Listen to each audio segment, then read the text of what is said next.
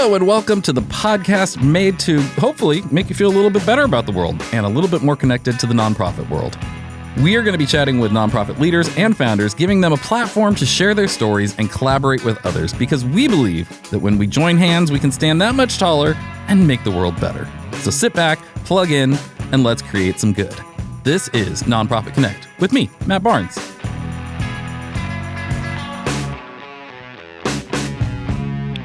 Well, hi there, everyone.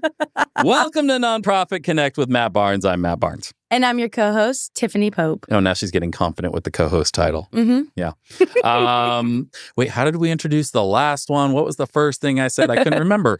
And so I tried something different and it sounded funny. You asked me what you should do, and I said do something different. And I Give did. me the credit. Okay, fine. You get the credit. Thank you. Thank you, everybody. We would be nowhere without Tiff. Yeah, where would you be? Nowhere. I just said that. Are you not paying attention to me? I'm right here. I'm right across the table. Why do I sound like Jerry Seinfeld?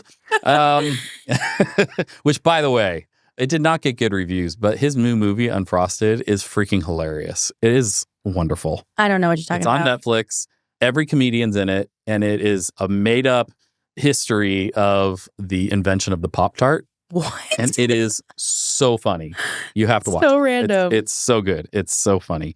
Okay, but the best comedian is not in there. Who's the best comedian? Me. Oh my gosh. Wait a minute. I got to find the right one here. There you go. All right. Yeah. Okay. So I was going to tell about this. One thing I do with my kids, my oldest kids who are 6, and I've been doing this for a while just as a kind of an experiment to see at what point they would start having really like deeper conversations with me. And so once a month or so at bedtime, instead of reading a book or something, I'll say, let's do an Ask Me Anything. You guys can ask me anything that you've ever wanted to know. And I started this a few years ago, and it took until like last month before a really deep type question came in. So far, gosh. It's just been like the most silly, whatever things. Are dragons real? I mean, I still get these things. But last month, Violet, my daughter, said, why are there so many homeless people? Oh, wow. And I was like, whoa, That is a good question. And it led to this really great conversation about people experiencing homelessness and fairness in the world, and nonprofits that are really focusing on solving these problems and how we can support them. And that's maybe the best way to go about that. And I just thought that was so cool. Like, I got to lead into this conversation that went to a lot of different places with both McCoy and Violet, my 6-year-olds, because she asked that question. And we've done, through Rogue Creatives, we've worked with a lot of organizations that work with people experiencing homelessness and combating the problem of homelessness. So I've learned a lot about that, and I love supporting those people and the work that they're doing. Which leads me into today's guest, actually. Wow. See, did you see how that was a seamless transition there? Yeah, that was so good. That was a good introduction. So good. All right, we'll be right... No, I'm just kidding. I got to tell you about who it was. Today's guest is Tara Barauskas. She is the executive director at Community Corporation of Santa Monica. Santa Monica, a place I've spent a lot of time because I went to school at Pepperdine, which is up in Malibu, and there's nothing to do in Malibu after 7 o'clock. Yeah. So you got to go to Santa Monica. So Santa Monica is where we were at all the time. I love that place. I love Santa Monica. And she runs this nonprofit there. They're on a mission to make Santa Monica a more inclusive, caring, environmentally sustainable city. And she's worked with both for-profit and nonprofit sectors and has over 20 years of experience working in affordable housing development. And for most of us, housing is something we take for granted. And for me, even having done a lot of work with nonprofits in this area, there was a lot that was, I don't know, it was kind of a big eye-opener for me. And still, I'm learning so much.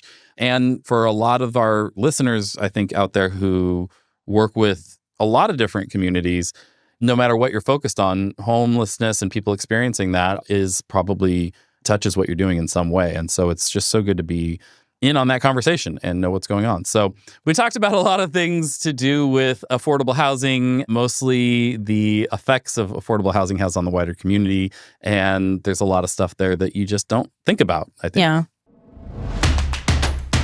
This has been a Rogue Creatives production. All right, I'm here with Tara Barauskas from Community Corporation of Santa Monica. And Tara, thank you so much for coming on the show today. Thanks so much for having me. I'm excited to talk with you. Yeah, this is going to be great. We always start off with a segment we call 3 Random Questions. I've got a list of like 100 random questions now, I think, and I have a randomizer that chooses 3. Uh-oh. Are Okay. you ready? Just Yes. to kind of, just to kind of break the ice. Okay. If you could live anywhere in the world, where would it be? No, wow, that's an interesting question. Um, Gosh, there's pros and cons of every place, I would Sure. say. But, I've traveled a lot around the world, and I would say that Los Angeles, where I live, is really one of the best places. So I probably would pick Los Angeles. It is pretty great. It's Hmm. pretty great, pretty good spot there. Some of the You can't traffic. beat the weather, that's for sure. You can't beat the weather. Well, this week, not so much. But Yeah. and the traffic up there in Santa Monica and Hollywood and all that is not my favorite. But I do Right. love it. I do love coming up there. I I miss. really do. There's, anything you want within 2 hours, Oh yeah. beach and mountains and desert. I mean, it's just, there's no place like it. Yeah. I miss getting to go up there more. If you could have a superpower, what would it be? Oh, that's an interesting one too. I mean, I think because of the line of work I'm in, the first thing I thought of is to end homelessness.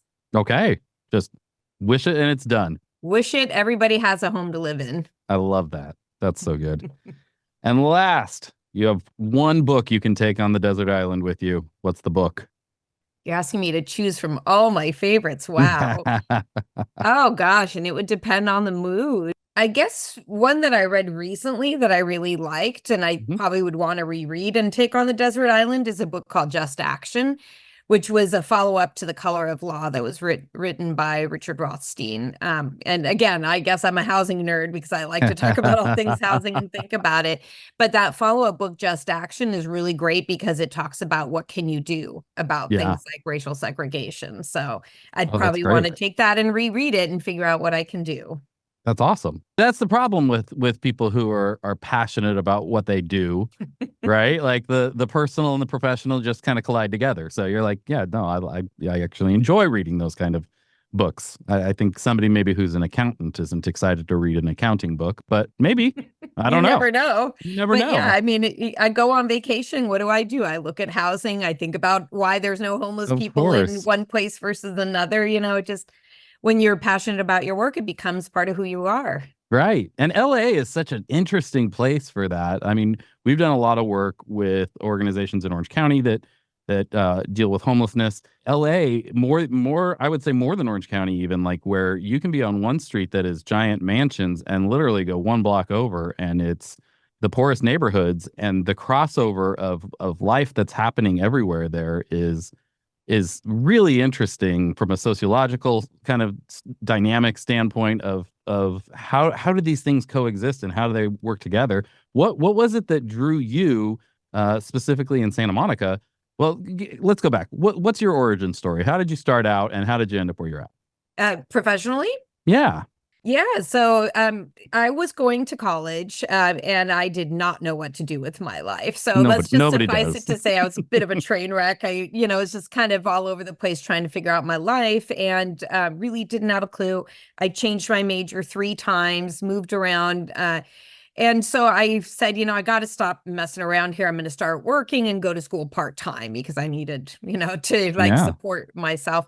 And I just ran into a job online for an affordable housing entry-level position, just randomly. And I said, well, let me try for that. And I ended up getting the position and learned basically from the ground up. And, I'll never forget what really kind of clinched it for me was the first time I went to see one of the buildings, and it was a building in Chula Vista near San Diego. And Mhm. I'd been doing sort of admin support work for the development department that was building the affordable housing and running numbers and looking at papers. But the minute I saw the building and I connected it to what I was doing, I was hooked. That was it. Yeah. And that was in 1999. So it's been almost 25 years now that I've Wow. been in this work, and I just learned from the ground up and just became completely obsessed with it. And what an area to focus on. I think you've jumped into one of the so many areas of nonprofit work and the ways people are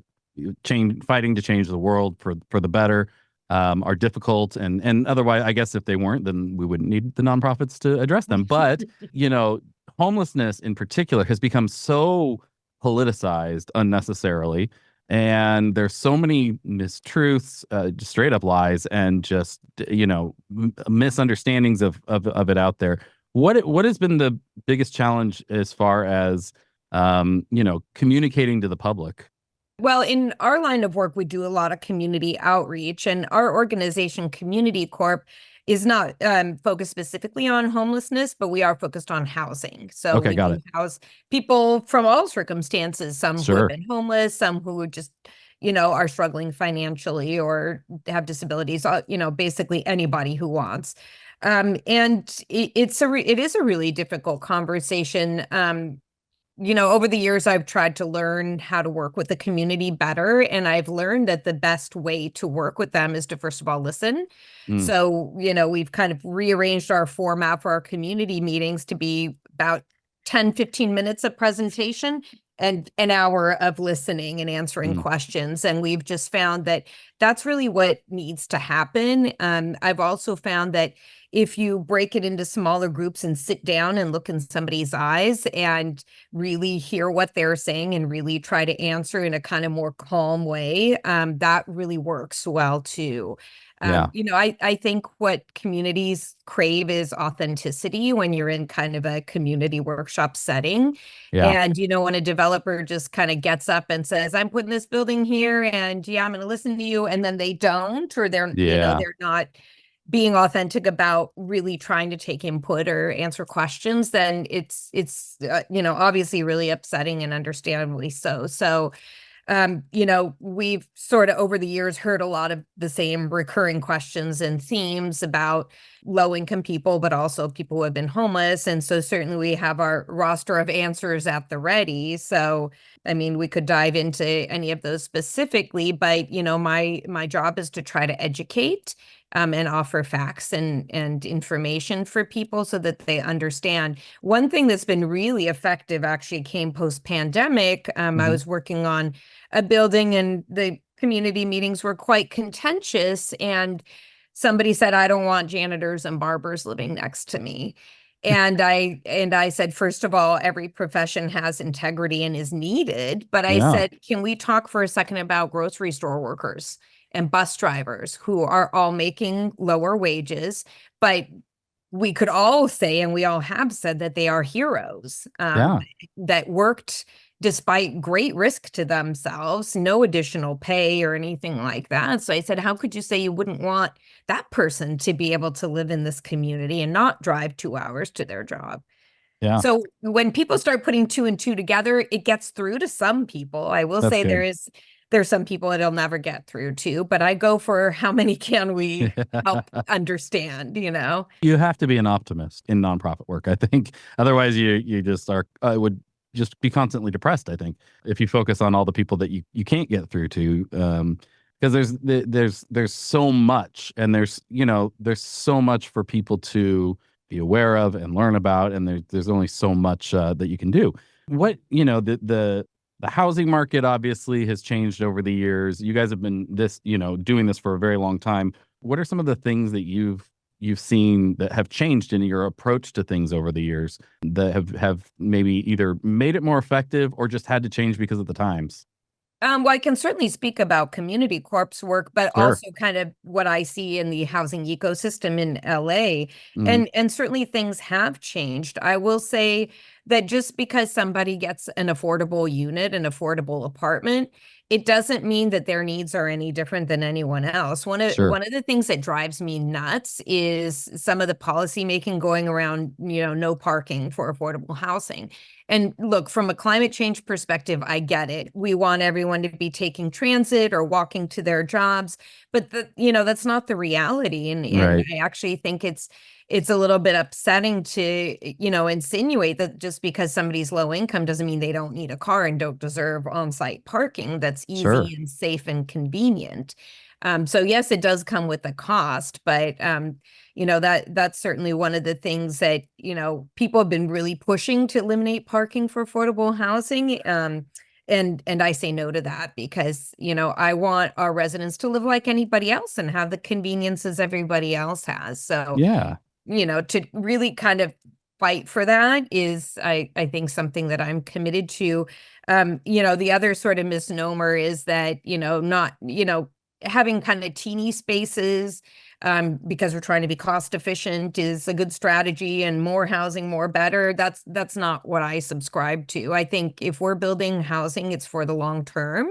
Yeah. And it should be treated as a home for someone. So, for example, I remember talking to someone, this was not one of my buildings, but at my last job, who said, well, I don't want to live in a building where there's a communal kitchen and I have to share the kitchen with everyone else, because people take my food. Yeah. Or, I don't want to live in a studio where I can't have my family over and have a proper meal.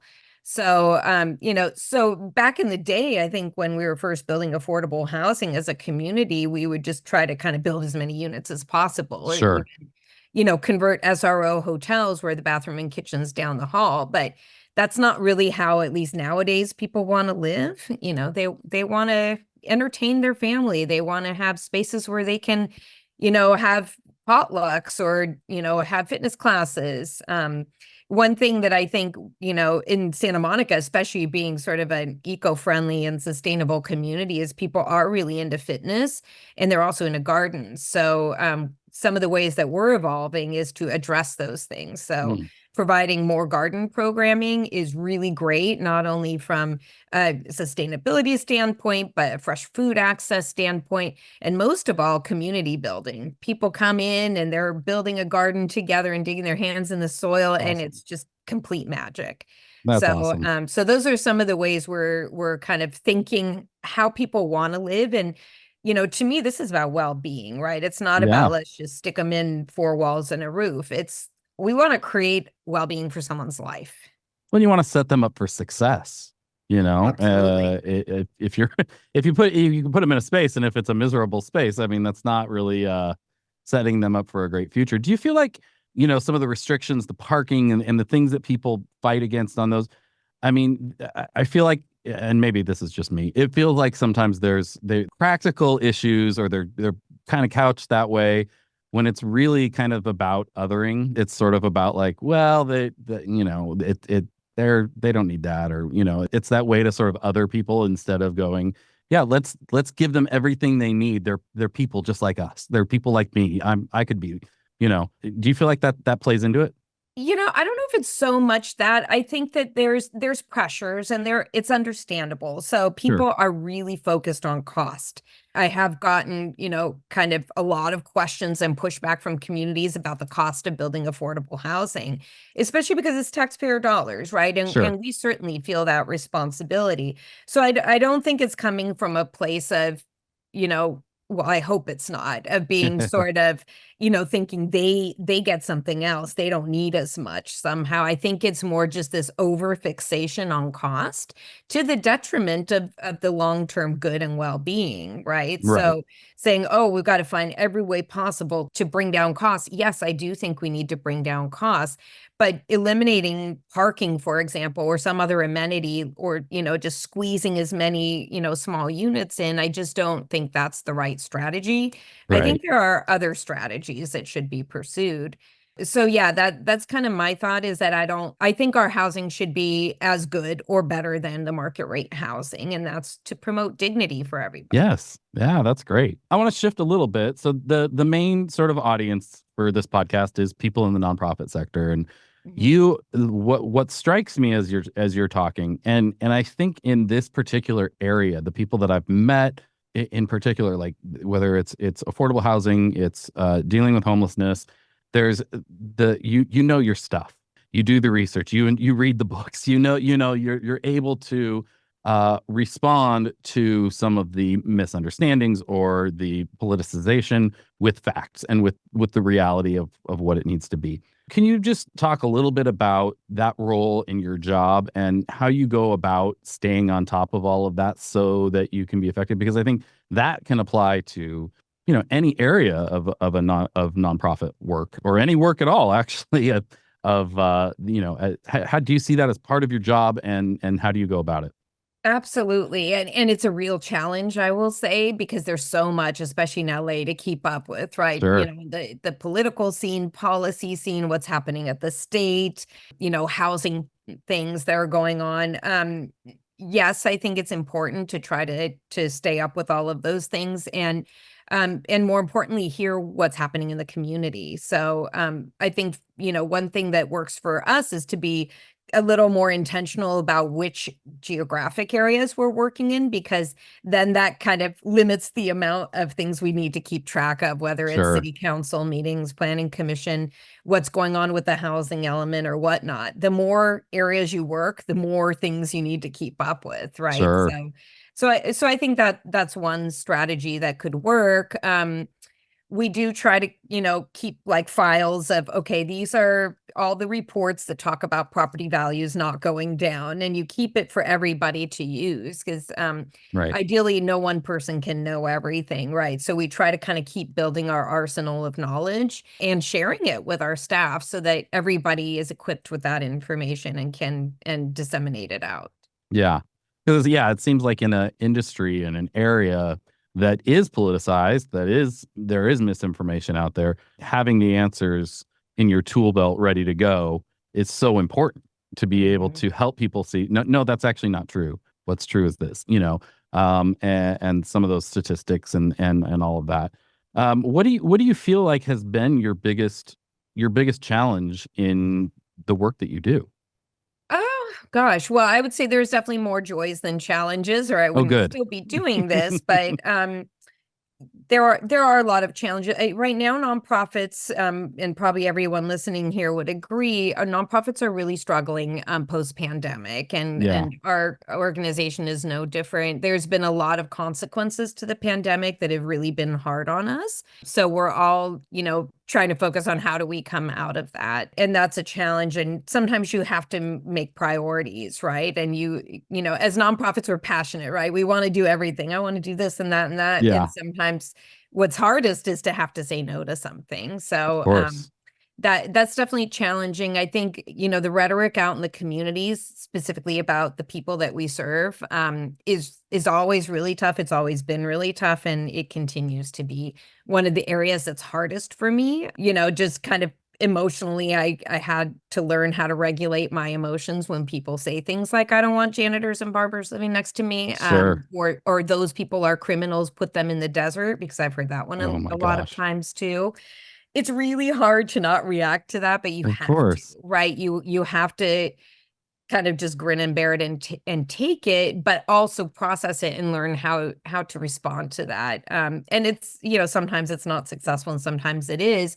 And then the other part of that, because I do a lot of the community work, is when I present facts, like, many people ask about property values going down, and I share with them, Harvard and different universities that have studied this. And when they still walk away not taking in that fact or not being willing to accept it, that's maddening. Yeah, right? Yeah. And I'm sure everyone's got something like that, where people don't want to accept evidence because they Yeah. don't want to hear it. Right. They don't want to change their belief or their way, I think, I mean, I don't think many people would argue with the fact that I think we've got a critical thinking problem in society right now. People are oftentimes more comfortable just keeping their beliefs where they are instead of kind of processing the information and making changes, and that is, in the work that we do with nonprofits, as doing marketing and storytelling, and trying to bring, has been maddening at times, where you're like, no, but that's not right. And I used to think that way too, and then I learned this, and now I know that. And I love, being able to sort of lead through that perspective, because there are so many things. I grew up here, I live here. There are things that I believed or had been told, and then I've learned, and I can bring people along. But it is maddening sometimes when people are just like, no, I don't want to know that. Right. And I think social media has really been detrimental in many Yeah. ways, and particularly next door, at least in Oh this gosh. area. I call it the toxic stew, right? Because Yeah. that's where this kind of misinformation festers. So we've actually been thinking of a strategy around, okay, let's go in there, right? Yeah. Because one of the things I think as nonprofits and as advocates for social justice is that we have to recognize where we are, Yeah. and just attack it at the source, right? So instead of this kind of echo chamber mentality that is really comfortable for us to speak to people we already know are supportive, it's like, no, we got to go in the toxic stew and try to reach at least some of the reasonable people there and try to explain things. So Sure. Social media is definitely, very challenging, but I think we have to keep working at it. Going back to, the kind of the things that make your blood boil when people say things, or, I mean, we all have those areas, right? Those things, especially the more passionate you are about something, the more it's difficult. What are some of the practical things that ways that you've been able to process that or get to a place where you don't let that trigger you? Are there any practical tips you can give? Sure. Well, if people are at community meetings where they're taking in feedback of any kind, whether it's housing or something else, one strategy I found to be pretty effective is when people say things like some of the things I've mentioned, you write it on the board, write it on your whiteboard or on Post-its and let people look at it. Mm. It embarrasses them when they see it. I would imagine. Right? Wow. Sometimes even saying it back to them, I just want to understand, you're saying that everyone who is low income should live in the desert? And then they kind of retreat, right? Sometimes another effective strategy is having other neighborhood people do some of the fight for you, and certainly somebody who's an advocate. But one thing I've seen turn the tide of negativity is when a person who lives down the street from someone else say, you know what, I'm okay with this, and this is why.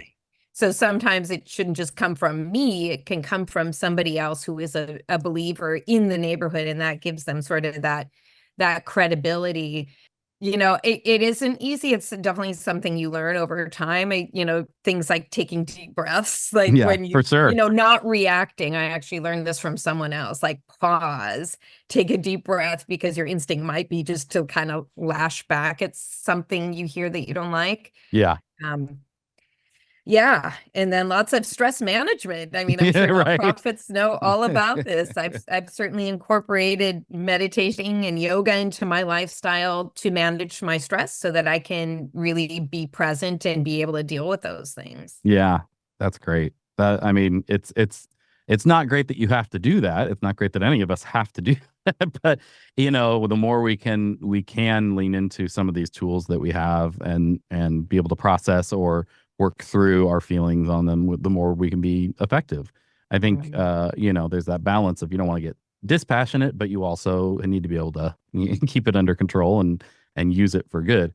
And it sounds like you guys you're doing that and changing Santa Monica. What has changed in Santa Monica? What are some of the things that you guys have done that you're most proud of and excited about? Well, Community Court's been around 41 years, so certainly we've had lots of time to do good work there. We have 95 buildings. So that really surprises people when they hear there's that much affordable housing in Santa Monica. And I said, yes, absolutely. We have over 2,000 apartments for lower income households. So I'm super proud of that. And in particular, having had this as my career for almost 25 years now, the specific focus on putting lower income housing in high opportunity neighborhoods is what we call them, is a magical formula and super important, because when you look bigger picture is, what do we want our community to look like? What do we want Los Angeles to look like? Do we want it to be a segregated society? Absolutely not. And certainly Santa Monica was a community that could have been on that trajectory because it's a coastal community, quite affluent, and it could have easily just become a rich white enclave. And I think kudos to leaders in Santa Monica and, groups like Community Corp and other nonprofits who really did the work to say, no, that's not what we want here. So I take a lot of pride in what we do, and I want to make sure every building is an ambassador of our work. So we work with designers who are mission oriented and also create beautiful buildings so that when I drive by, I say, now that is an asset to this block or to this community. But it's not only in the design, it's in the consistency over the long term. So that's one thing I can tell the community is we are here for the long term. We've been here 40 years. hopefully will be here another 100 years in Yeah. your community, keeping up with our buildings, making sure they look good so they continue to be that ambassador of the community. And also our residents. I think one thing that I'm really excited about is that we have programs that help our residents connect not only with each other, but to the community. So we have a resident council where people can learn, for example, how to advocate for affordable housing. And in fact, they've gone to city council meetings and other things to speak in support of affordable housing or to share their stories. So that work is work that I think we all need to continue to do as nonprofits is to share the success stories from the people experiencing the success, because it's really powerful. That's awesome. Tara, you're impressive. This is great. I don't know. I just, this is my favorite part of doing this podcast is just I get to meet people who are doing amazing things all over the place that, I don't get to hear about normally and get to share that with other people. And the world can suck sometimes and we're bombarded with bad news all the time. So it's nice to hear like people out there doing good. And Santa Monica is a place that I went to Pepperdine, so I spent a lot of time in Santa Monica in college, and a place that I love. And so, man, it's heartwarming to know that's you're doing that work there and changing lives and changing that community. It's wonderful. Thank you. I appreciate that. And I appreciate the opportunity to speak to you, because I think it does help people when they know that there's good things happening in the world. Yeah. So lifting up those stories, I think, is wonderful. And I appreciate that you do that.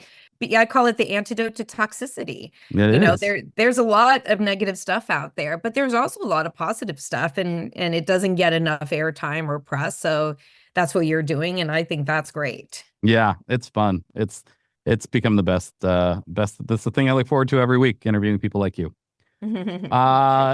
A few closing questions that we always want to check in on. What makes you feel the most connected to your community? I think really being there and talking to people, for sure. There's lots of different ways you can connect. I think connecting over shared ideals is something that I'm really passionate about. So I do a lot of volunteer work with other social justice groups like Committee for Racial Justice. And I think what I like about that is I get to meet different people and learn from them. So that makes me feel both part of the community, but also that I'm working on my own evolution, right, as a person. Yeah. And trying to be better. And really meeting people where they're at, I think is important. So not just kind of reading stuff online, but actually just going out in the community and walking with people or going to a garden, to do some digging in the soil, right? Sure. I think we all got away from that during the pandemic, and it was really hard and isolating in many ways. So I think we all need to be doing a lot more FaceTime stuff. Yeah. So that's what makes me feel good.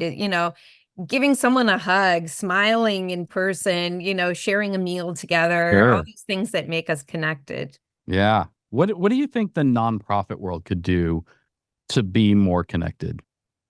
Well, I think being able to share information is really helpful. In the affordable housing space, there's a little ecosystem of us nonprofits here in the LA area, probably 20, 30. Most of us know each other for many years and admire each other's work.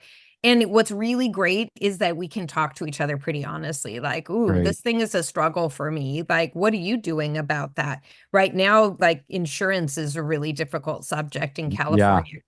So like we're all asking each other, well, how do we deal with, premiums going up 300%? And Right. so I think the more that we can be not afraid to talk about our challenges and to share, strategies or success stories, I think that's a really great way to connect and to build our own strength. Yeah, that's great. And lastly, what is the thing in your job that gives you the most joy?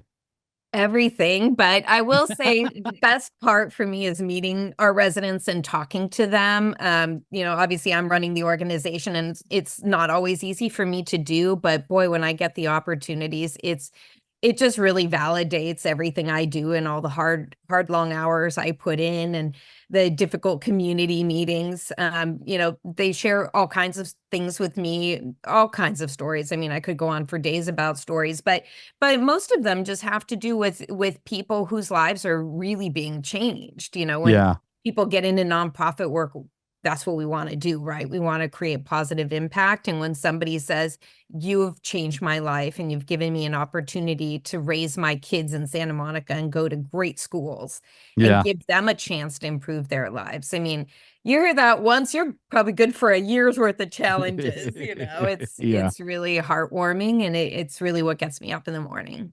I love it. So good. So good. Well, thank you so much for coming on the podcast. Where can people find you, Tara?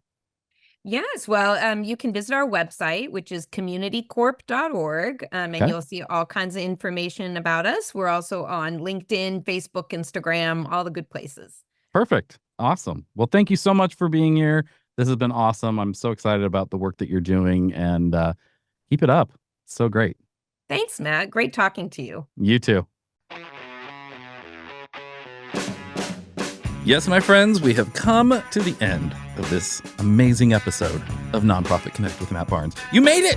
Thank you so much for listening this far. And if you'd like to hear more from Nonprofit Connect, brought to you by Rogue Creatives, make sure to subscribe on whatever platform you're listening on so you don't miss out. We don't care which one. It doesn't really matter. Just listen. Just subscribe. Just make it come right into your potholes every week so you can hear what's going on.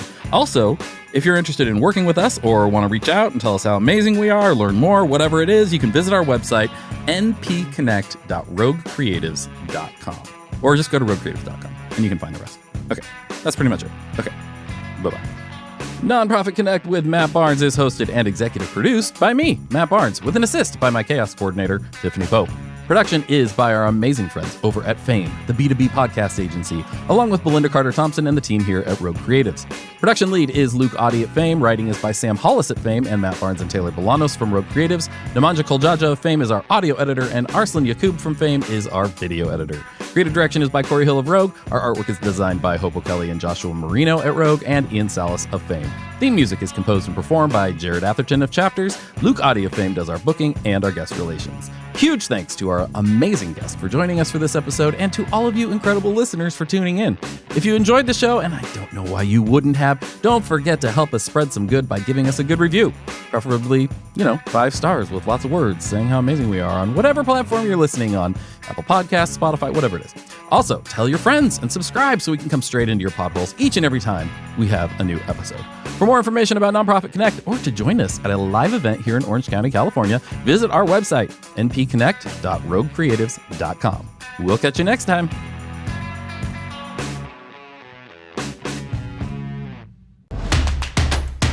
This has been a Rogue Creatives production.